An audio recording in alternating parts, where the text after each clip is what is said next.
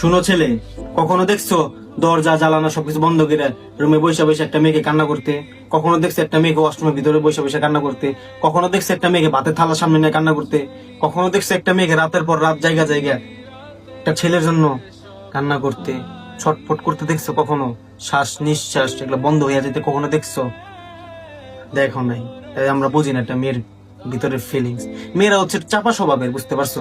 ওরা আছে না, ওদের মনে করে যে ভাই বুক ফাটবো কিন্তু মুখ ফাটবো না, এরকম মেয়েরা হচ্ছে চাপা স্বভাব। যে মেয়ে সবসময় ফ্যামিলিতে আগে আগে থাকতো, যে কোনো প্রোগ্রামে যে কোনো অনুষ্ঠানে, ওই মেয়ে সবসময় সবাইকে উৎসাহ দিত, সবসময় সবার আগে আগে থাকতো, ওই মেয়ে এখন সবার পিছে পিছে থাকে।